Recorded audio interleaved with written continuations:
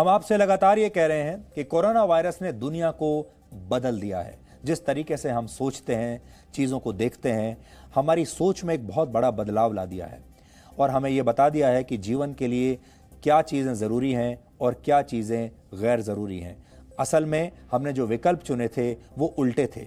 हमने गैर ज़रूरी चीज़ों को ज़रूरी मान लिया था और ज़रूरी चीज़ों को गैर ज़रूरी मान लिया था। आज इसका सबसे बड़ा उदाहरण हम आपको बताते हैं। बम, बंदूक, रॉकेट और मिसाइलों की बड़ी बड़ी डील्स करने वाले दुनिया के बड़े बड़े देश अब एक दवा की गोली के पीछे भाग रहे हैं। ये दवा की गोली है हाइड्रोक्सी क्लोरोक्विन, जो कोरोना के मरीजों के इलाज में काम आती है। ये दवा दुनिया में सबसे ज्यादा भारत में बनाई जाती है। दुनिया के करीब 30 देश हाइड्रोक्सी क्लोरोक्विन की गोलियां लेने के लिए भारत के सामने लाइन लगाकर खड़े हैं। इन देशों में दुनिया का सबसे शक्तिशाली देश अमेरिका भी है, क्योंकि उसने पहले यह सोचा था कि दुश्मन को बंदूक की गोली से मारा जा सकता है, लेकिन इस बार दुश्मन ऐसा है जो बंदूक की गोली से नहीं मरेगा, वो दवाई की गोली से मरेगा। इसलिए गोली गोली का फर्क समझिए। एक जमाने में दुश्मन के लिए बंदूक की गोली बनाई जाती थी और उसी से मारा जाता था, लेकिन अब बंदूक की गोली का जमाना चला गया। अब दूसरी दवाई की गोली का जमाना आ गया है। ये एक बहुत बड़ा बदलाव है दुनिया की राजनीति में। अमेरिका के राष्ट्रपति डोनाल्ड ट्रंप ने अब इन गोलियों के लिए धमकी तक देनी शुरू कर दी है। जब ट्रंप से यह आज पूछा गया कल रात को कि अगर भारत हाइड्रोक्सी क्लोरोक्विन की दवा के निर्यात पर प्रतिबंध नहीं हटाएगा तो वो क्या करेंगे, तो इस सवाल पर ट्रंप ने कहा कि अगर भारत ने दवा की सप्लाई की मंजूरी नहीं दी तो अमेरिका जवाबी कार्रवाई करेगा। एक तरह की धमकी उन्होंने देने की कोशिश की।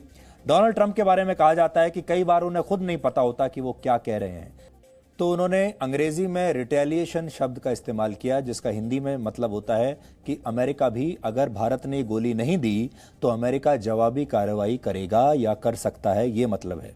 आपको यहां यह भी हम बता दें कि रविवार को अमेरिका के राष्ट्रपति डोनाल्ड ट्रंप और भारत के प्रधानमंत्री नरेंद्र मोदी के बीच फोन पर बातचीत हुई थी और दोनों ने आपस में ये बातचीत की कि दोनों देश मिलकर कैसे इस युद्ध को लड़ सकते हैं, इस वायरस के खिलाफ। उसी दौरान डोनाल्ड ट्रंप ने प्रधानमंत्री मोदी से कहा कि वो क्लोरोक्विन नाम की ये जो गोली है ये अमेरिका को सप्लाई करना शुरू करें। और आप जानते हैं कि भारत ने अभी तक इसके निर्यात पर पाबंदी लगा रखी थी, इसलिए भारत किसी और देश में इस गोली को नहीं दे सकता, ना ही बेच सकता है, क्योंकि उस पर पाबंदी है। उसके बाद भारत ने इस पाबंदी को हटा लिया। डोनाल्ड ट्रंप की इस धमकी के बाद हमारे ही देश में एक वर्ग यह कहने लगा कि ट्रंप की धमकियों से भारत डर गया, क्योंकि हाइड्रोक्सी क्लोरोक्विन के निर्यात पर भारत ने आंशिक छूट अब दे दी है और यह छूट भारत ने डोनाल्ड ट्रंप की धमकी से डर कर दी है। यानी हम अमेरिका के दबाव में आ गए, इसलिए हमने यह छूट दे दी। लेकिन सच यह है कि भारत ने यह फैसला सोमवार को ही कर लिया था। शनिवार को दुनिया के अलग अलग देशों ने हाइड्रोक्सी क्लोरोक्विन के लिए भारत से रिक्वेस्ट की थी, भारत से ये कहा था कि वो ये दवाई उन लोगों को दे। 30 कम से कम ऐसे देश हैं जिन्होंने भारत को अप्रोच किया है। इसके बाद रविवार को अमेरिकी राष्ट्रपति डोनाल्ड ट्रंप और ब्राजील के राष्ट्रपति ने प्रधानमंत्री मोदी से खुद फोन पर बात की और मदद मांगी। इसके बाद सोमवार को directorate general of foreign trade ने 14 दवाओं के निर्यात पर कुछ शर्तों के साथ छूट दे दी थी, लेकिन अमेरिकी राष्ट्रपति के धमकी वाले तेवर किसी को अच्छे नहीं लगे।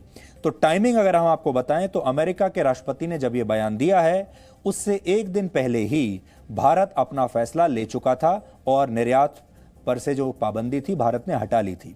तो बहुत सारे लोग ये कह रहे हैं कि इस धमकी के बाद भारत दबाव में आ गया। वो सारे लोग गलत कह रहे हैं, वो आपके सामने तथ्य नहीं रख रहे हैं। इस बयान से पहले ही भारत यह फैसला ले चुका था। इन देशों की कुंठा को आप समझ सकते हैं। जो देश भारत को एक जमाने में बहुत बड़ा बाजार समझते थे, वो भारत को सिर्फ इस नजर से देखते थे कि यह बहुत बड़ा बाजार है और हम यहां अपना सामान बेचेंगे। अमेरिका जैसे देश भारत को हथियार बेचना चाहते थे, फाइटर जेट्स बेचना चाहते थे, एयर डिफेंस सिस्टम बेचना चाहते थे, मिसाइल्स बेचना चाहते थे, हेलीकॉप्टर्स बेचना चाहते थे और अभी बेच भी रहे हैं। ये देश भारत को बम, बंदूक, हथियार बेचते थे। जो लोग ये सारी चीजें हथियार बेच रहे थे, अब वो भारत से ये गोली मांग रहे हैं। ये वो लोग हैं जो पूरी दुनिया में हथियारों के सबसे बड़े सौदागर हैं, जिन्होंने दुनिया को यही सिखाया कि हथियार खरीदो और दुश्मन को गोली मार दो।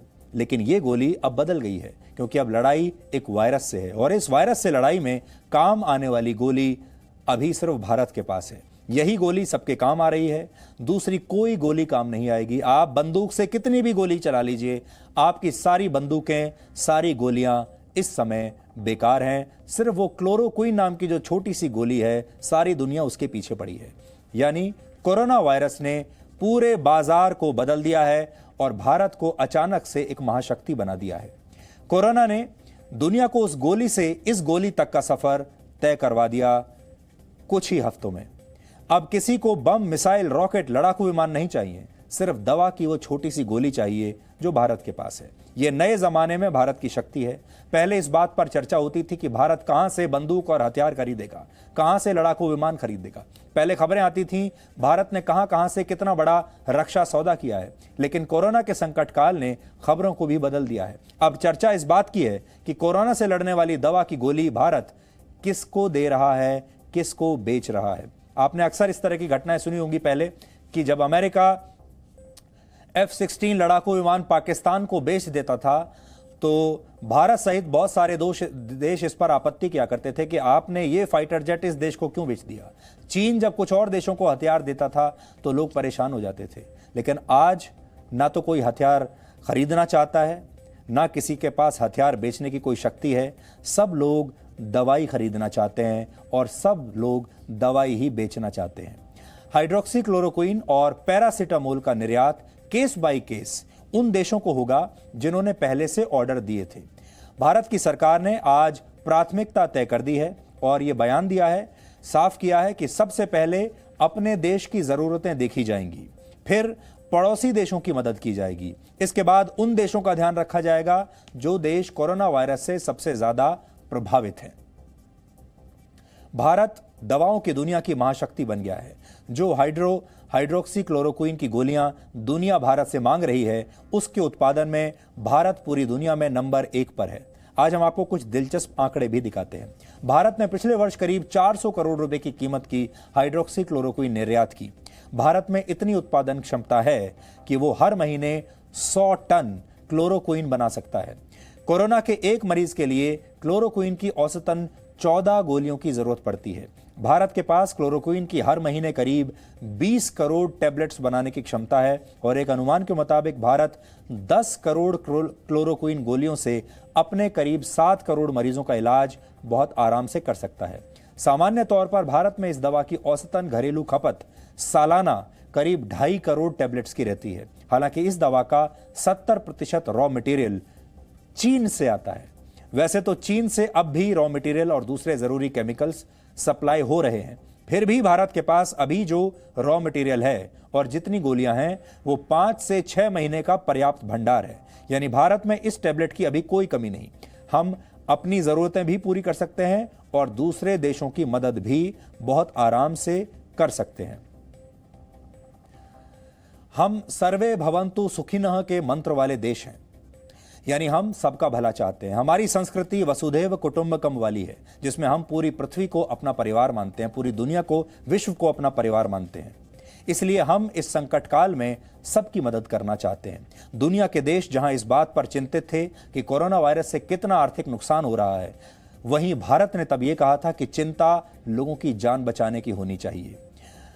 यही बात प्रधानमंत्री नरेंद्र मोदी ने G20 देशों की वीडियो कॉन्फ्रेंस में भी कही थी और यही भारत की भावना है, जिसकी वजह से भारत ने फैसला किया कि कोरोना से लड़ने में काम आने वाली क्लोरोक्विन और पैरासीटामोल सहित 14 अहम दवाओं के निर्यात पर कुछ छूट दी जाएगी। आप पश्चिमी देशों और भारत के जो विचारधारा है उसमें फर्क समझिए।